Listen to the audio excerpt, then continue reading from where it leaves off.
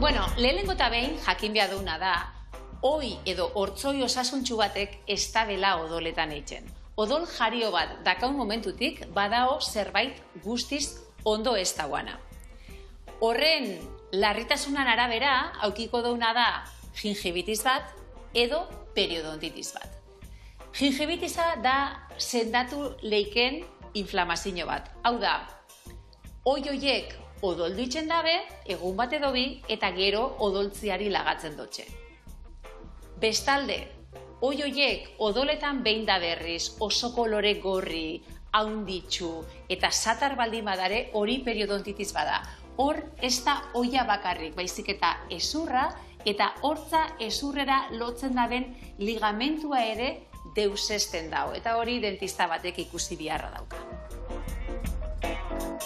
Orduan, osasungarrixa ez bada odoletan eitxia, jakin beharko dugu ze arrazoitzuk eramaten gaitxuen oiek gaixotzera. Euretako bat, eta holan gehienetan gertatzen dena da, hortzetako zikina, ahoko zikina, tokatzen dena baino denbora gehiagoan hauan aukitzia. Ondo garbitze ezkaranean, enzia guzti hau gorritxu eta haunditxu itzen dalako. Eta hor, zepilloako nikutu orduko odoletan hasten gara. Horrendako hori ekiditzeko, badakigu.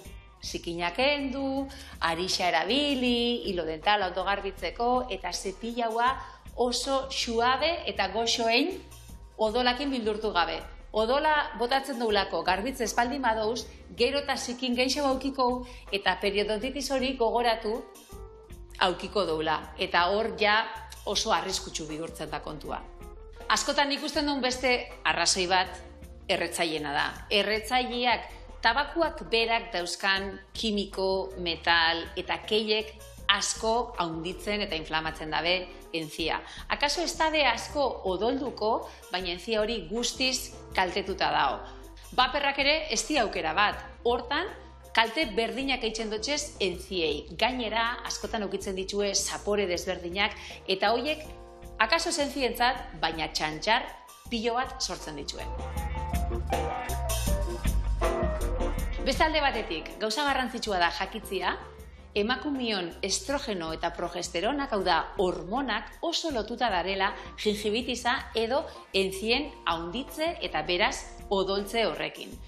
Edozein prozesu hormonen aldaketa bat ematen dana, hau da, neskatila bati hilekua lehengo aldiz jetxibia jakonian, edo hileko prozesu horretan ovulatzen garenean edo odoltzen garenean, haurdun gelditzen garenean, haurdun oso garrantzitsua da. Entziak 4-5 hilabetetik aurrera asko pustuko dira. Sekula baino garbiketa hobe bat auki behar dugu, bestela harreman zuzena egon leike, parto bizkortiar bat aukitziakin edo ume pixuz txiki bat jaixotziakin. Beraz, haurdun garenean oso garrantzitsua da. Eta bukaera honetan estrogeno eta progesteronak desagertzen dianean edo menopausian ere, entziak, oiak, joaten dira fintzen eta inflamazio hori odoltziakin ere harremanduta egon lekez. Beraz, adi emakumiok eta beti ondo garbitzu oietako arazorik ez aukitzeko. Azkenik asko ikusten duen beste arrazoi bat, oiak haunditsuta eta odoletan aukitzeko ahoko arnasketa da. Badakigu sudurra dala arnasa hartzeko gorputzeko aparatua edo satixa. Ezpanak itxita aukiria ditugu eta hartara gure txistuak, enzia, mukosak, matraiak hidratau itzen ditu. Haua zabalik dakaunean ahotik arnasa hartzeko haize horrek entziak lehortu eta haunditsu ingo ditu. Eta oso errez odoltzen dabe. Beraz, errepaso antzera, segun eta zein dan oiek haunditzeko arrazoia hortik ekidibeako dugu. Zikina gaitxik baldin bada, hobeto garbitzu. Erretzaileak bagara, erretzeari laga. Emakumiok ondo garbitzu, besterik ez. Eta azkenik, arnasa ahotik hartzen badugu, ezpanak itxi eta sudurretik arnasa hartu.